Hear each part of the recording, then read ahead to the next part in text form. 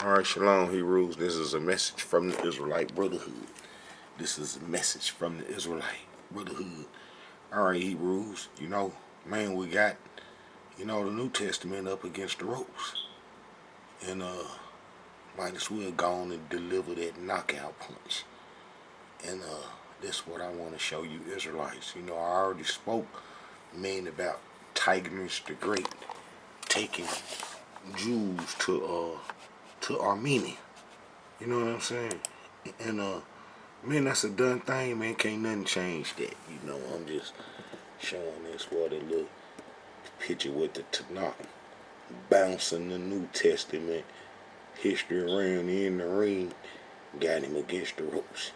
And then the Tanakh finna deliver that knockout punch to the demigod worshippers. That's the Israelite job, is to discredit gods, sons, and all demigods and all this stuff. That's our job. That's what we're supposed to do.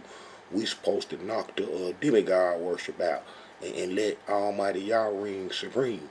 That's what I'm doing. This ain't no recover from this. Now, some Israelites, just like, being in bondage, in mental bondage, and they comfortable with it. Some slaves were comfortable on the slaves, but comfortable on the plantation. They was comfortable being slaves because, the plantation owner gave them everything and they didn't have to do anything. They didn't have to do anything but go out, pick some cotton, and come back. Man, they got room and water and clothing, and some Israelites enjoyed those little subsidies and what the slave owner gave them, not knowing that they was being robbed, and that that if they had liberty and truth, that they can produce like the slave owner was doing and live comfortable and stuff. But we know that the Israelites were given the New Testament on the plantation as a control mechanism, to keep us in bondage. And I show all the time that demigod worship is not something that the Creator approves. I don't care what your sins is on the face of this earth. You could be a stone killer or anything. Almighty Yah is against God worship, demigod worship above anything. Not saying that you'll get away with the other sins. He'll punish you. But demigod worship is a no-no. Worshiping God's sons is a no-no. So this, the Tanakh, delivering some knockout blows to the New Testament. And then this is what I want to show Israelites. I already showed that, that this dude named Tigranes the Great, Armenian king that had control over the promised land, that when he left to go back to his homeland, that he took a whole bunch of Jews with him. He ain't just pick which one he wanted to get him a chance. He ain't get him a chance, man, to with all the black ones, y'all go hide, and I'm only gonna take the white Jews, or everybody that's dark skinned, y'all can get a pass to go, somewhere else, and I ain't gonna bother y'all, but I'm taking all the white ones. That didn't happen. That didn't happen. And this is in 69 BCE. Now, the exiles, from what Israelites think, from reading, and following the little New Testament, they don't just do Tanakh history and read it and study it thoroughly. They just pick the New Testament up and then just try to piece some history together off this. And then that the people that believe in the New Testament think that the exiles lived all the way past the Greeks, because the Persians were destroyed by the Greeks.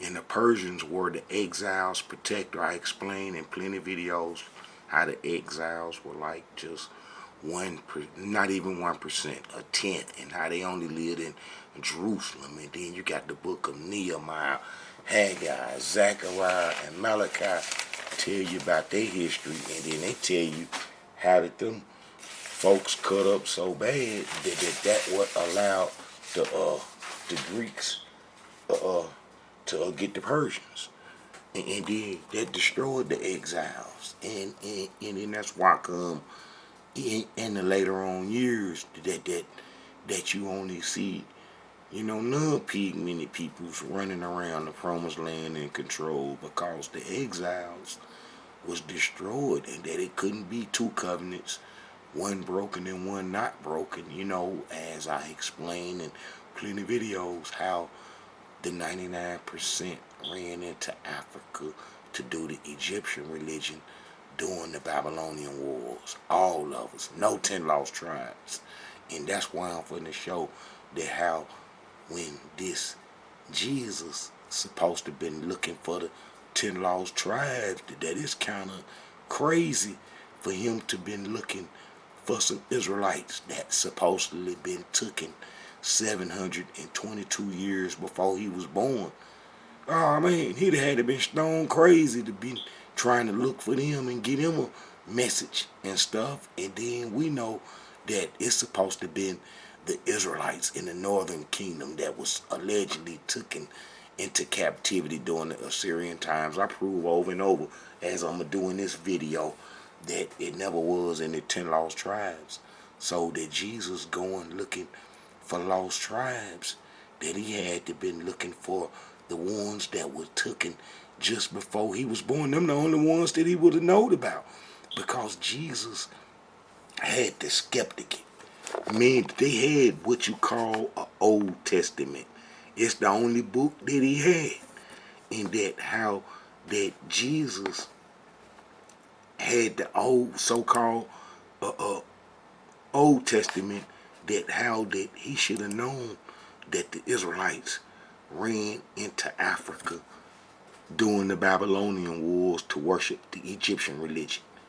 Now this a cold thing, is that Jesus allegedly supposed to have went to Egypt and and left and went back to the promised land. Now that's a cold thing. If Jesus went to Egypt, which I can show, and that he didn't go throughout Africa looking for the Israelites that broke the covenant, that caused the whole kingdom to collapse. The Israelites that ran into Africa during the Babylonian wars caused the whole kingdom to meant to collapse. And those Israelites are us in captivity. Yes, the Israelites that ran into Africa during the Babylonian wars are us. I got plenty of videos explaining that. But this is the messed up part, is that Jesus had the skeptic get, most certain that's the only book he read from, a Greek version, and that he went to Egypt, but he didn't go throughout Africa looking for the Israelites that broke the covenant. That caused all the problems to create a so-called lost tribes. And that how he was in Africa, in Egypt. Look, right there in Egypt. Right there. Skip hop. And how he was there. And the Israelites ran into Africa during the Babylonian wars. But yet Jesus did not go throughout Africa looking for them. That would have been us. Now, if this God's son is supposed to save, and then your sins is healed by him, and he died on the cross for you and all that old crap, seemed like he'd have came into Africa and searched for us that ran there during the Babylonian wars, as documented in the Tanakh, in the book of Jeremiah and 2 Kings. It's all over how the Israelites ran into Africa during the Babylonian wars. But yet Jesus, when he went to Egypt, he didn't go look for them Israelites. And then he went back to the promised land, and he turned his back on the folks that went into Africa to worship the Egyptian religion that broke the covenant that would eventually get enslaved and brought to the Americas. Now that's a cold thing, to be worshiping a God that really can't save. He can't save because he had the opportunity, if he was this God's son, to save us. If Jesus was this God's son, he had the opportunity to save the Israelites. Or at least let them know that he was a God's son. Because I explained that we never heard of a God's son until we got enslaved and brought to the Americas. But that how the Ethiopians and other folks that collaborated with the Greeks and the invaders, they had a version of Christianity, and guess what? The Greeks didn't, or the folks didn't enslave the Ethiopians, because the Ethiopians collaborated with the Greeks. And some folks say, why the Ethiopians ain't getting enslaved? Look, the Ethiopians even stick their chests out. We never been enslaved. We never been colonized. Yeah, because y'all the first to embrace Christianity in Africa, and it's a documented fact that y'all worked it with the Greeks in destroying Egypt and other parts, you know what I'm saying, of northern Africa, and that you the first to bring Christianity into the continent to destroy the rest of the Hamites and so forth. So that's why the Ethiopians wasn't never enslaved. You know, they quick to say, ain't never been enslaved. Yeah, because your folks worked it with the Greeks and got a long established history of working with the European nations and so forth. You know, but they won't, you know, say nothing about that. All right. Everybody in the hand Jesus, but us that was captured during the slave trade. And that how we didn't know nothing about it, and how we was in Africa 1,500 years. 1,500 years when that stuff was created. 1,500 years, and they got the Ethiopians and the other folks up around the coast, you know what I'm saying, in North Africa, but how it didn't get us. And that how we was beat into it over here on the plantation. Now that's how, you know, history with Jesus is that we got it doing bondage. But this what I want to show is, if you trust in the Most High Yah, you will see this truth very easy. When Jesus was looking for lost tribes, it was the ones Tigranes took to Armenia in 69 BCE. Yes, yes, yes, because if Jesus was looking for some lost tribes from the Assyrian times, then Jesus is a straight up fraud. He ain't no good. He ain't no good, and you can't believe in him, because that's a myth. It never was any 10 lost tribes. They got countless videos proving that it wasn't no 10 lost tribes. I can go show one verse to show that it wasn't no 10 lost tribes. One verse. One verse to show that it wasn't no 10 lost tribes. Man, and I'm going to do that to show you how I get down with the Tanakh.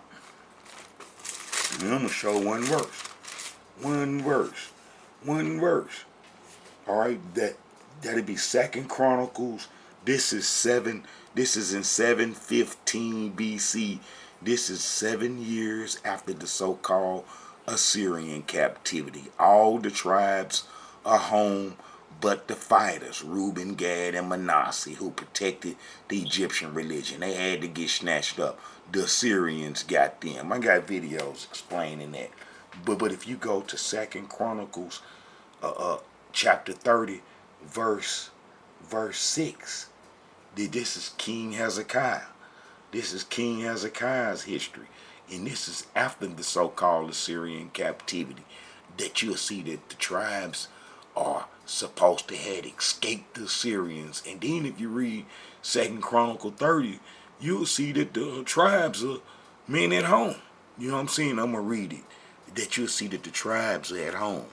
So, you know, what lost tribes was Jesus looking for? He had to been looking for a crisis that was close to the time that he was born, for the history that they would be familiar with. Because if he talking about looking for some lost tribes from Assyrian times, then that's a myth.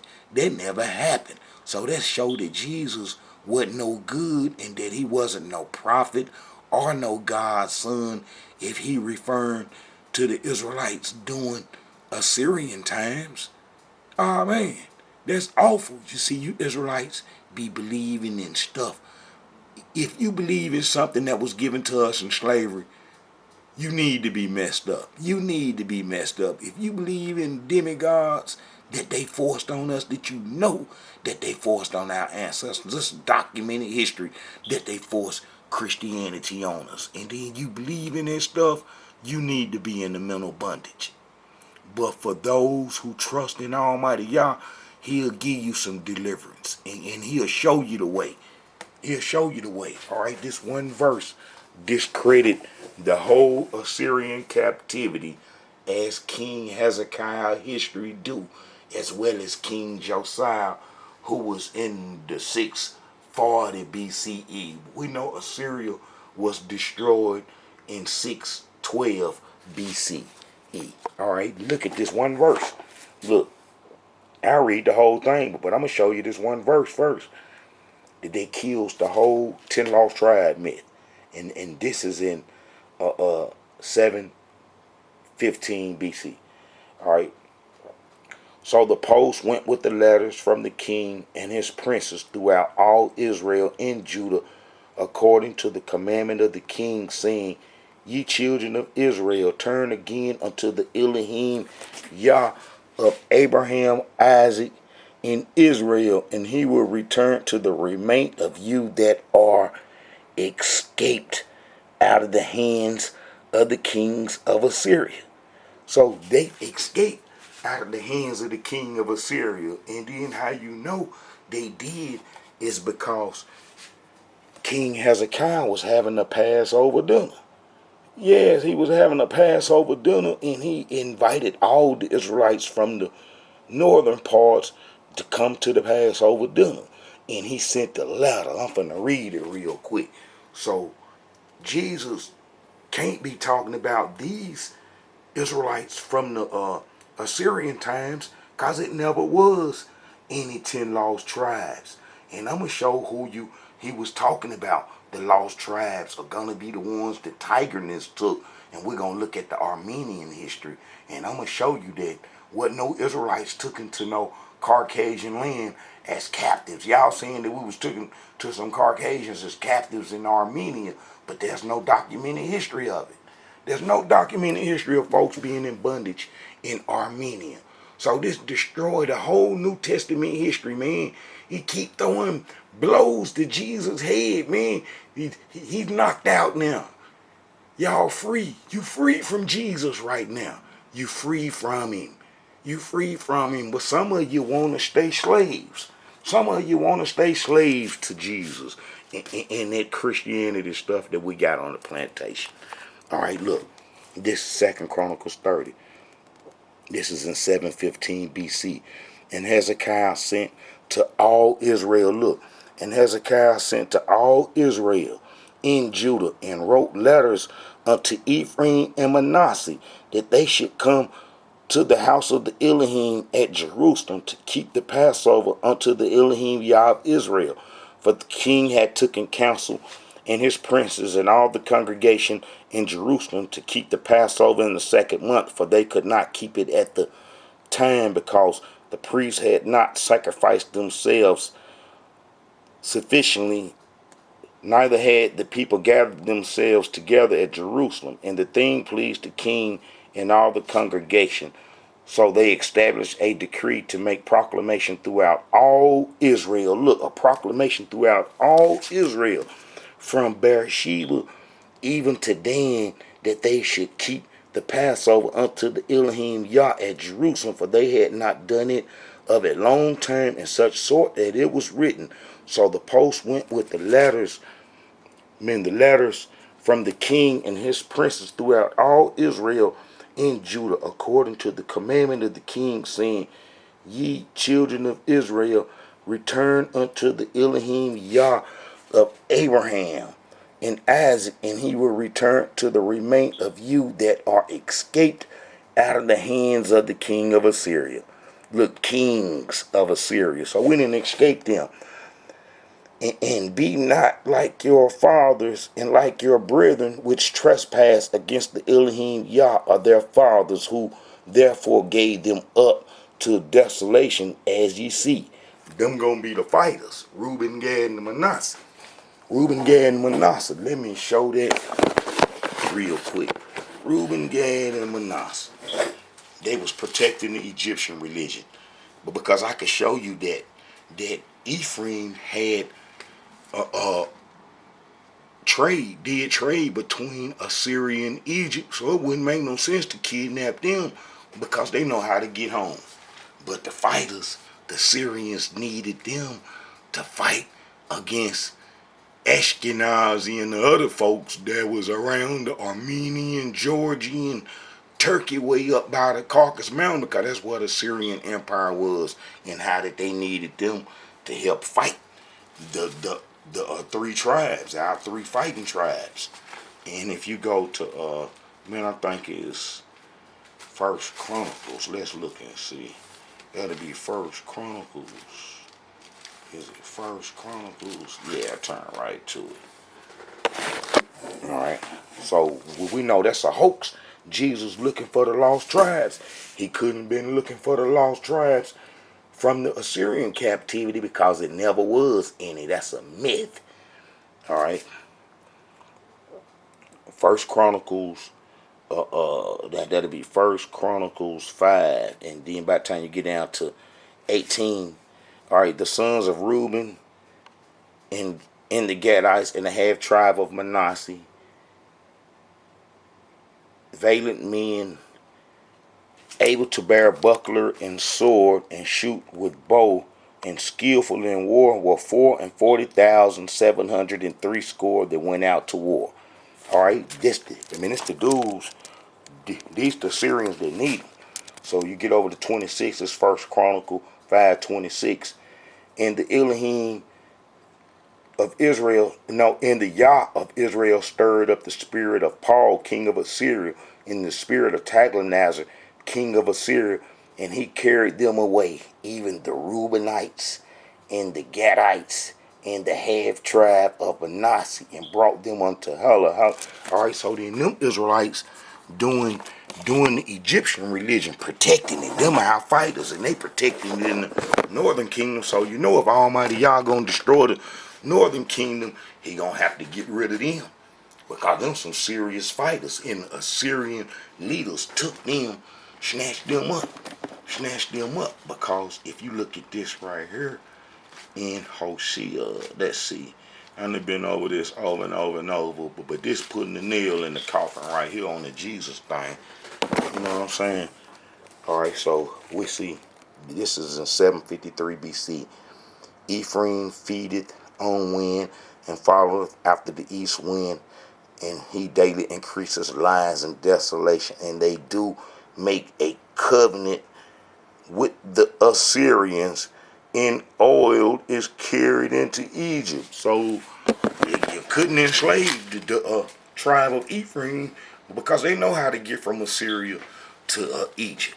You know what I'm saying? So we know it wasn't no 10 lost tribes, because the tribes are there during King Hezekiah time, as I'm going to finish reading. And then I'm going to show you who Jesus was referring to. You know, Jesus was referring to the ones Tigranes took. That he wasn't referring to the Israelites in the Tanakh history, because it never was any 10 lost tribes. How could he be talking about 10 lost tribes or lost sheep of Israel when he went into Africa in Egypt, where the Israelites ran to during the Babylonian wars, and he didn't have no contact with them, didn't deal with us or nothing. And then Jesus went to Egypt when the Greeks controlled it. Man, when they had pharaohs, the Ptolemy looking like this. Yes. That's the Pharaoh Jesus would have seen during his time, because we know that they dug up the black statues later on and stuff. They had to go dig and find them. But the Greek statues and stuff, well, and then that's who Jesus would have seen. And then it would have been hard for Jesus to hide being a black person, being that the Greeks control Egypt 332 years before Jesus was born. I didn't explain this already, man. I didn't explain this already. Look, the Greeks, right here. Greeks, right there. Right there. Right there. And how they just walked around. Walked around to the promised land. Man, they probably ain't spent a whole 2 weeks traveling, to get to the promised land. All them folks from up here, all of them moved down. All of them moved up. The real Egyptians got their mouth tore out after the Persians got whooped. And then the Babylonians was running some of them away after the Babylonians took Egypt over, after they ran us there. And then the Persians got control of it. And then the Persians got their mouth tore out real fast. And then the Greeks got it. And then they had it for 300 years. And then they let all they folks come down. All they folks come down and move to where it would have been hard to find a black person in Egypt. All them Greeks was there, so when Jesus went there, it would have been hard to hide him being the black person. Yes, it would have been hard to hide Jesus being the black person, because all the white folks controlled it. So, that stopped that Jesus stuff right there. And then them pharaohs. See, there ain't no race thing, but I'm just saying, some of you Israelites, man, y'all got to know who was in control of what and what ethnic group was in control, because you Israelites just pick up history and blindly follow it. When somebody say he an Israelite or they an Israelite, y'all just snatch on to him and just, you want so bad to be saved by a demigod. You don't want to do the work yourself. You ain't trying to save yourself by coming into the worship of Almighty Yah, that you being lazy and think a demigod gonna come save you. No, our ancestors broke the covenant. Almighty Yah said we'll cry out and do our best to try to get back to worshiping him. You're not doing that if you believing in the God's Son that come to save you. You being lazy. So you should get the worst of everything, and you getting the worst of everything. Your God and your religion and your beliefs in Jesus and the demigod is being made a fool of. And ain't nothing you can do about it. Because I'm showing straight up correct history. Alright. So we know that it wasn't no 10 lost tribes, because King Hezekiah had everybody at home. So Jesus couldn't have been talking about no lost tribes during Assyrian times, because he had the time to get with us during the Babylonian times, because it wasn't no lost tribes. All right, as you read down to 2 Chronicles 30, Hezekiah showing that all the tribes was at home, and then you get to 10. So the post passed from city to city throughout the country of Ephraim, Manasseh, even Zebulun. You know what I'm saying? And they laughed them to scorn. All right. And then as you read on down, and then you get to the other side, and then as you read, you're going to see, and then you get down to 18, for a multitude of the people, even many of Ephraim, Manasseh, Ashgar, and Zebulun had not cleansed themselves, yet they did eat the Passover. You know what I'm saying? So, all the ones that's not mentioned here during King Hezekiah time gonna be mentioned during his grandson time. King Josiah's time. His great grandson. But because my Amon would be his grandson and Manasseh his son. All right. So then, if you read to chapter 34, of King Josiah, and then you get to reading, you'll see that he cleans the whole Israel up.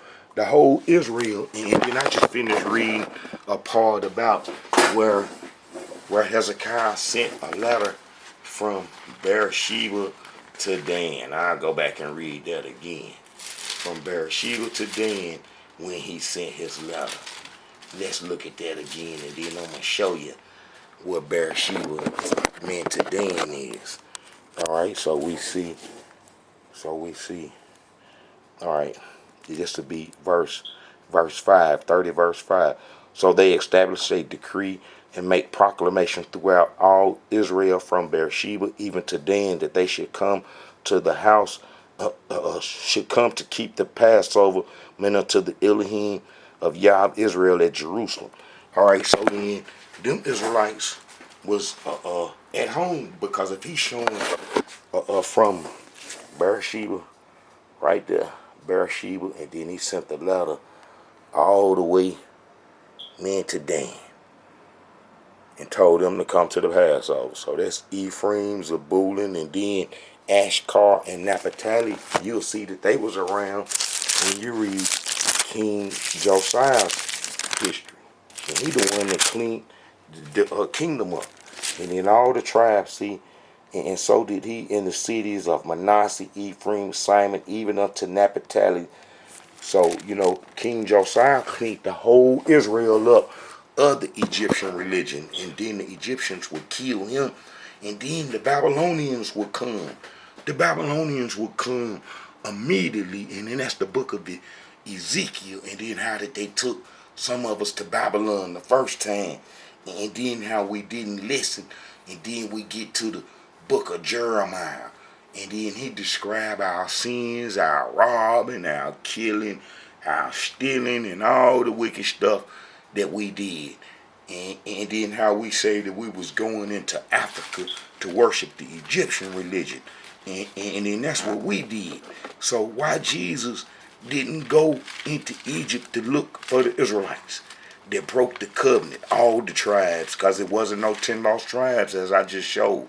I just showed all the tribes being home after the so-called Assyrian captivity. And then that's the history of King Hezekiah and King Josiah. King Hezekiah, 2nd Chronicles 30, and King Josiah is 2nd Chronicles 34. And his is in 640 BC. And then he was at home. If he at home, and then the Assyrians get destroyed in 612 BC, get wiped off the map of history forever, then, the Israelites still at home. And then our next problems will be the Babylonians. And then they would get us up off the land because we was doing the Egyptian religion. Because after they killed King Josiah, the Egyptians, they put us on the Egyptian religion. And then that would get us chased up off the land into the bondage that we in now. Now, so if Jesus looking for lost tribes during Assyrian times, Jesus is false. Jesus is a false God. And then if Jesus looking for some Jews that's posing as Israelites that was taken to Armenia, Jesus is a false God. There's no way to escape it. There's no way to escape the Israelite Brotherhood history. There's no way to escape the Israelite Brotherhood history. All right, let's go show some of this. Because there's no way to escape the Israelite Brotherhood history. Now, let's show that the Israelites went into Africa, meaning to do the Egyptian religion. That's what the whole book of Jeremiah about. If you want to prove your Israelite history, that's like I made a video, not a video, but a little post on Facebook asking the Israelites, can they show that they Israelites in the court of law? Can you show that you Israelites in the court of law? Man, I got thousands, like 4,000 some Israelite friends, and they be seeing these posters. There ain't no escaping these posters, and they be seeing these, but they be knowing. They be knowing not to get caught up trying to answer them posters and stuff. You know what I'm saying? But I be trying to show the Israelites in the camps, meaning the history. You know what I'm saying? I be trying to show them Israelites that be in the camps, meaning the history. You see, they don't know that the Greeks controlled Egypt during Jesus' time, and they just think that black folks, so-called black folks, control the whole promised land. They done skip past the Greeks, they done skip past the Romans, and then they go to these Khazar folks, to the Khazars. They go to the Khazars and say, that's how they got our history from the Khazars, and they don't know nothing about Ashkenazi history or the Sephardic history. They don't know nothing about none of that. And then them Israelites, man, they be lost, delusional, and everything. And they don't have to be that way. You don't have to be delusional and lost about Israelite history when it's plain. Man, it's it's a rap with the Israelite Brotherhood history. Look, can you prove you're an Israelite in the court of law? What evidence would you use? You know, what evidence would you use to prove that you're an Israelite in the court of law? Most Israelites will try to come with that 70 AD stuff. They'll kick you out the door. They'll probably get you for fraud. And then Israelites will come with some DNA crap. They should lock you up for fraud. You'll do that. And then Israelites will come with, we the 10 lost tribes. No, all that's false. If Israelites had to go to court to prove that they Israelites, most Israelites, you know, if your life depended on it, most Israelites finna perish because they don't know. They don't know that the book of Jeremiah is the only history that you can use showing that you are Israelite. The book of Jeremiah is the only history that you can use showing that you are Israelite, because those Israelites ran into Africa to do the Egyptian religion, as I'm finna read. And when you get down to 44 verse, let's see, 15, let me see. Then all the men, 44 verse 15, 16, 17, 18. Then all the men which knew that their wives had burnt incense unto other gods, and all the women that stood by, a great multitude, even all the people that dwelled in the land of Egypt and Pathros, answered Jeremiah, saying, as for the word that thou hast spoken to us in the name of the Elohim, we will not hearken unto thee, but we will certainly do whatever so thing go forth out of our own mouth, to burn incense unto the Queen of Heaven, and to pour out drink offerings unto her, as we have done, we and our fathers, our kings, our princes, in the streets of Jerusalem and in the cities of Jerusalem. For then had we plenty of victuals, food, and were well, and saw no evil. But since we left off to burn incense unto the Queen of Heaven, and to pour out drink offerings unto her, we have been consumed by fire. Let me see.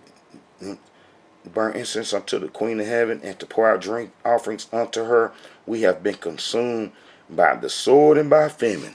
So we see it, because we wasn't in Egypt doing the Egyptian religion that we've been doing since Exodus, just about, that we was having all these problems in the promised land. And that, you know, our problems in the promised land was because we wasn't doing Egyptian religion, is what we see. And then we all went into Africa. We had to get off the land anyway. I got plenty of pause where I done read how we disrespected the Creator and the prophet on the way into Egypt when he caught up with us and told us to go back, and how we said, well, go ask the Creator what we should do. And he come back and say, well, y'all need to go back to the promised land. And we say, no, he didn't say that. And we all went into Africa. All the tribes. Never was any 10 lost tribes, as I just showed. Never no 10 lost tribes. So if Jesus, in this verse right here, Matthew's 15:24, let's go look it up. Matthew's 15:24. I don't even be reading in the New Testament, but it's just for the sake of you Israelites that's caught into demigod worship. Yeah, I'm trying to help you out. I'm trying to help you out. I'm going to help you out. All right, Genesis 15:24. Look what it say. Look. But he answered, I am not sent but unto the lost sheep of the house of Israel. Now we know that that everybody ran into Africa during the Babylonian wars, chased off the land for doing Egyptian religion, because we said that that we did better when we was on it, and then how we went into Africa. And then if you read Second Kings, let's go to Second Kings real quick and show you that everybody went in there. And then I'm gonna show y'all some history, man, about where them Jews was taken. And it's a cold thing because Jesus was talking about them, and that how he couldn't have been talking about the Israelites during the Assyrian captivity, because it never was any Assyrian captivity, 10 lost tribes. So, that's messed up right there. All right. If you go to 2 Kings 25, verse 26. And all the people, both small and great, and the captains of the armies arose and came to Egypt, for they was afraid of the Chaldeans. We never come back home. We never return out of Africa when the exiles come home from Babylon. When the exiles come home from Babylon, that how we never come out of Africa to be reunited with them. When the Babylonian captivity ended, that how the Queen of Heaven worshipers were still in Africa doing the Egyptian religion. And that how I explained that the exiles, the little 1% that did make it home from the Babylonian captivity, how did they sin so bad? And that's the book of Ezra, Nehemiah, Haggai, Zechariah, and Malachi. And it showed those Israelites getting destroyed real fast. Getting destroyed real fast. That's what made the Greeks come into the land, is that those Israelites were seeing it, and then they had to be destroyed, because us that went into Africa to worship the Egyptian religion had to go into bondage, as we've been in for 400 years now, fulfilling prophecy. So let's look at the place that Jesus was talking about, the lost tribes who Jesus had to been talking about, is the ones that went to Armenia. And then let's see who was the founder of Armenia. Japhet kids. None other than Hayek Nifat. Basically where we get the word high from. Hey, you know what I'm saying? And he's the founder of Armenia. And then how he get to be there is because he whooped Nimrod and then took off to Nimrod tried to make them into slaves, they say. Tried to make the Japhet kids into slaves. And then how they resisted him and whooped him. And then how they founded Armenia. But this Hayek. Alright, look. Hayek pronunciation such and such and such. Hayek Nimfat. That's his name. That's gonna be dude right there. Hayek Nimfat. That's him. You know what I'm saying? But we know that the cross and bow folks, that the crossbow and the horse and bow folks give us troubles in tonight history. But they say he is the founder of Armenia. Look, he is the founder of Armenia. And then they historians, you know what I'm saying, show this. And they got historians, they got history before the Christians got to it, but how all the history showed that this dude, Hayek, is the founder of Armenia, and then how he was Japhet's lineage. He was of Japhet's lineage from Japhet, son Gomer, and then Gomer with Togarmah and so forth. But how he is the founder of of Armenia. And look, Armenia, between the name Hayek and the pseudo Indo-European, you know what I'm saying, master lord, you know what I'm saying. But anyway, Hayek, a person mentioned in the Hittite in scriptures. Now, man, I got a video showing that, that the Hittites right there underground, them underground caves and stuff that's in Turkey, and I show how that they had underground caves, and that's where the fallen angelic beings and Cain descendants lived and so forth, the Hittites, and then how that they right there, and then how that they all would get to go and try to hang out in Babylon, and then how the Assyrians gonna come off Usher and Nimrod, the Hamites that went and Cush that populated the Mesopotamia area first, but then them folks, men up underground, the Hittites, the non-pigmented folks, Cain descendants that didn't have no pigmentation, pushed them out and pushed them back, and then they mixed with the Hittites, mixed with Japhet kids and so forth, and that's how they lost their pigmentation and so forth. You know, the Hittites ain't gonna have no pigmentation, and them gonna be Cain descendants and so forth. And now they mixed with them, with Japhet kids, and made them lose their pigmentation. And then how Japhet kids would battle with Ham kids, and then Nimrod gonna get knocked off mine. And that's how the Armenia was set up. And then Armenia, see, look, genealogy. Noah, Japhet, Gomer, Togarmah, and then it dropped down to Hayek. So this is the founder of Armenia.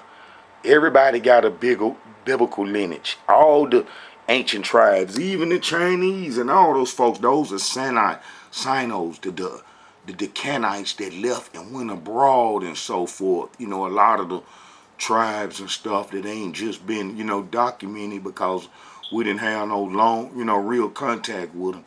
But all the ones that we had contact with, we got them documented thoroughly. And Japhet descendants, we got them documented and so forth. But you see how Togarmah with Hayek, you know what I'm saying? And then it goes on, you know, the different little so forth, you know what I'm saying? They give you the history. Man, they say that Hayek was living in Babylon, you know what I'm saying? After the flood, it meant that how he was living in Babylon and so forth, and then how that that after living in Babylon, that how old Nimrod tried to make them into some slaves or something, and that's what they say now, you know what I'm saying? I don't buy in all this, but it kind of makes sense if you look at the history and the folks that's in the area and stuff, and how it just all kind of add up and stuff. You know what I'm saying? It kind of all just add up. And so, you know, that makes sense. That that the Armenians that the Armenians come from Hayek, and then that they got their long documented history, and then how they trace their history back to Japhet. It's the same as the way it's Ashkenazi and all them can trace their heritage back to Japhet. But look, Togarmah's son, Hayek, you know, Japhet begets Togarmah, and Togarmah begat Tyrus, Tyrus begat Togarmah, and Togarmah begat Hayek, and Hayek descended through his son Armeniak, and Armeniak are listed as follows. Armeniak begat Armenius, and such and such and such and such, and then they get all the way down to Aram, who is the Armenian and so forth. And then, you know, they tell you they history, man, about how that old Nimrod tried to enslave him, and then how they killed him, with the bow and arrow and stuff. See, look, one of Hayek's most famous Armenian, whose name, origin of the name Armenia, settled in eastern Armenia from the Matne. All right, now the Matne folks is gonna be Ashkenazi in them. The Matne folks is gonna be Ashkenazi in the Kingdom of Armenia. See all them together, and all this is at the foot of the Caucasus Mountain. All this is at the foot of the foot of the Caucasus Mountain and so forth. And then they say that dude whooped Nimrod who tried to enslave them. You know, and it makes sense that ain't nobody enslaved Japhet and them kids and stuff, and how they just been whooping on everybody. And stuff, and how they ain't been enslaved. And then how the Tanakh say that the people that enslaved the Israelites supposed to go into bondage. So them folks up there ain't been in the bondage and so forth. And those are Japhet kids. They ain't been in the bondage. So all this is making sense. And then how did they whoop Nimrod to keep from getting in bondage? So we know that the Armenia is a Japhet holdings from its beginning. Japhet kids. Now let's look at the Jews being taken during Tigranes the Great time to Armenia.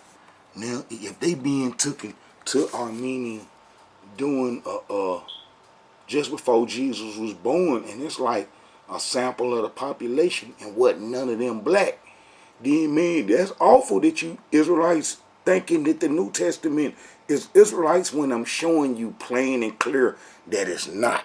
It's no getting around this history. Look, this is the virtual Jewish world, Armenian Jewish history. Man, they telling you, look, the Jewish community, look, the Jewish community in Armenia can trace its roots back nearly 2,000 years to after the destruction of, you know what I'm saying, it was the second temple, because the exiles repaired it and so forth. And then when Herd built that temple from the ground up, that's the third temple. And now they talking about building the fourth one and so forth. But look, the Jewish temple in Jerusalem, the Jewish population in Armenia is approximately less than 100. All right, so Blue, let's read this. All right. The Jewish community of Armenia dates back almost 2,000 years, and many historians date the arrival of the first Jewish settlement in Armenia back to the destruction of during the conquest of, look, King Tigranes II the Great. Tigranes brought with him 10,000, and they're more than 10,000. That's just a rough estimate right there. So it's going to be more Jewish captives to Armenia when he retreated from Palestine because of the Romans. All right. So then, old Jesus would have been looking for them. Them the ones he would have been looking for. The ones that Tigranes took.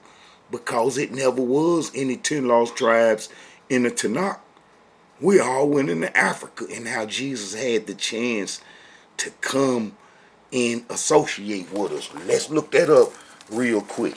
How Jesus didn't even go to Egypt, meant to help us that ran into Africa, meant to do the Egyptian religion, and how he turned his back on everybody.